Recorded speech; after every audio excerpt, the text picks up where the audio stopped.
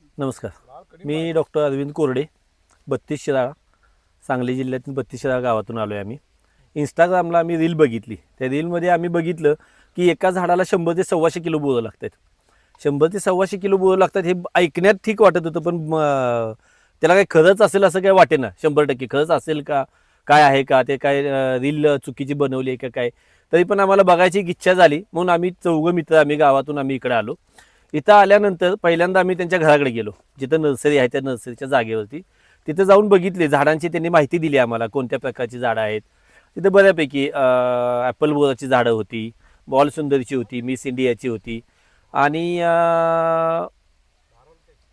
ते कुठलं अंजीराची झाडं, जे अंजीराच्या ते नवीन आत्ता त्यांनी पिवळ्या कलरचं जे अंजीर आहे त्याचं पण झाड त्यांनी तिथे ठेवलं होतं, ते पण बघितलं.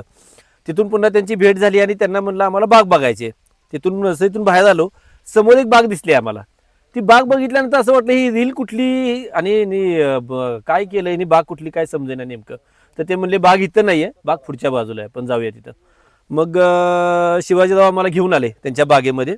बागेमध्ये आल्यानंतर त्यांनी आम्हाला सगळी माहिती दिली, अगदी व्यवस्थित माहिती दिली. बॉल सुंदरी आहे, ॲपल बोर आहे, मिस इंडिया आहे.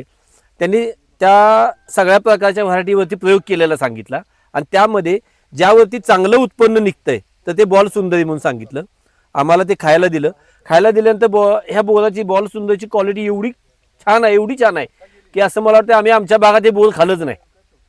ॲपल बोर खाल्ला आम्ही, कडाका खाल्लं, पण हे आम्हाला नाही मिळालं तिथं असं. आणि रीलमध्ये दाखवल्याप्रमाणे छान, म्हणजे सगळं खरंच आहे, खोटं काही नाही आहे, 100% अगदी योग्यच आहे.